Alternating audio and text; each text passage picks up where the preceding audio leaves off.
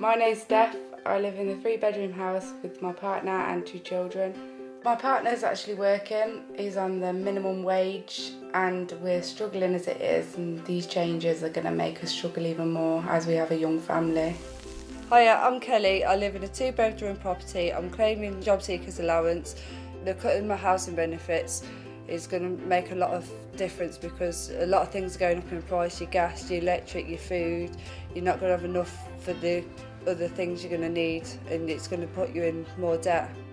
We're living in times of unprecedented change, and one of the tasks that I've got in our organisation along with the team that I manage is to look at the change that's coming down the line and do everything we can to mitigate some of the risks, but also inform our staff and our customers of what that change is going to mean to them. These are significant changes that are going to affect most of our customers and will affect not only your benefits, but the rent that you pay to us and how you pay your rent to us. These changes are substantive and will affect, as I say, most of our customers unless you're of pensionable age.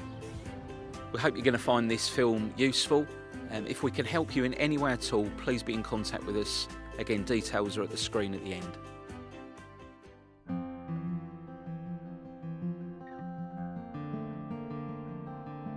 The government has changed the rules, so your housing benefit will be cut if you have more bedrooms than the rules say you need.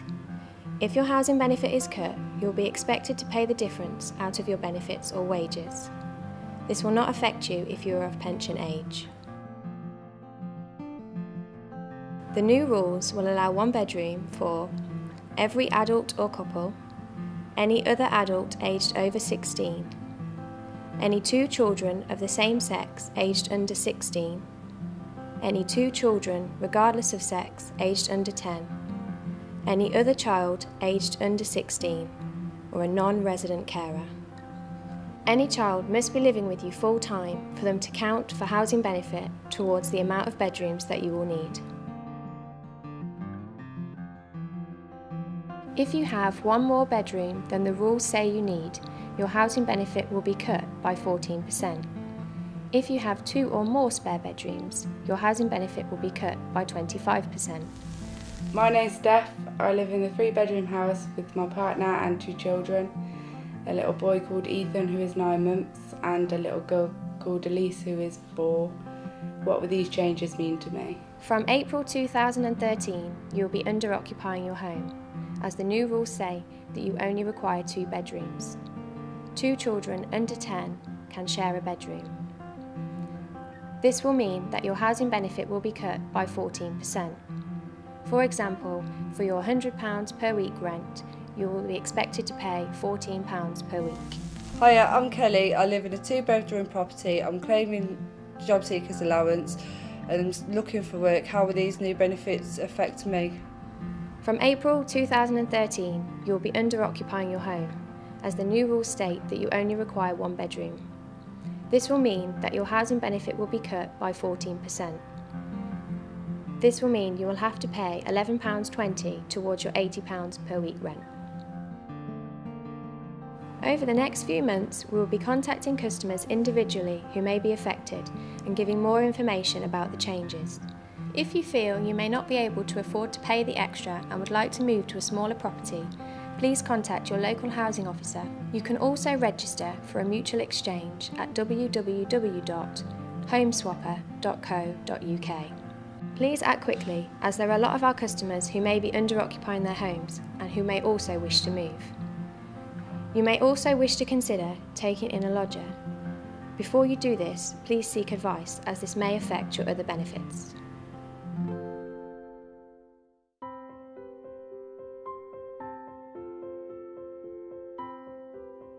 The government is replacing different working age benefits, including housing benefit, with one new benefit called Universal Credit. Universal Credit will replace income support, job seekers allowance, unemployment support allowance, child and working tax credits, and housing benefit. At the moment, you get these benefits separately from different places. For example, tax credits are paid by the Inland Revenue, and housing benefit is paid by your local council. From October 2013, all these benefits will be joined together into Universal Credit. If you are making a new claim from October 2013, you will go straight onto universal credit. People with existing claims will be moved over onto universal credit gradually, with everyone on the new benefit by 2017. There are two big changes that will happen when universal credit starts. Payments will be made once a month in arrears, and other than for people who are vulnerable, you will lose your choice to have your housing costs paid directly to your landlord. Instead, these will be paid to you as part of your universal credit, and you will then be responsible for paying your rent directly to us. You will have to manage your own benefit to make sure that you pay the rent on time, or you may risk losing your home. People of pension age will not change to universal credit. Instead, they will still remain to get pension credit, but under new rules, the credit will include a housing credit. This housing credit will replace housing benefit. Make sure that you have a bank or building society account that your universal credit can be paid into, and that you can use the same account to set up a direct debit to pay your rent. If you are worried about how you will be able to budget monthly, contact your housing office, who will be able to advise you of where to go for help. The government has put a cap on the overall amount of benefit an out-of-work household can receive. The cap is £350 for a single person and £500 for a family. This won't affect households that get disability living allowance, working tax credit or war widow's pension. The local authority will be contacting anyone who's affected by this cap. So to summarise the changes that we've talked to you about in the film today. Number one, under occupation. If you're going to stay in an under-occupied property, then start to budget for those increased costs. Alternatively, register with your local choice-based letting scheme. Register with National Home Swapper, where you can look at a national home swap move, and you could consider a local mutual exchange with somebody else. If you're not looking at moving in any way at all and you're looking at staying in your own property, then you do need to start to budget for those increased costs, because benefits will be cut to you if you're living in an under-occupied property. With regards to direct payments, you'll be paid 1 month in arrears when your direct payments start. Your benefits will be paid to you directly and not to your landlord now, so you do need to start paying your rent to us directly.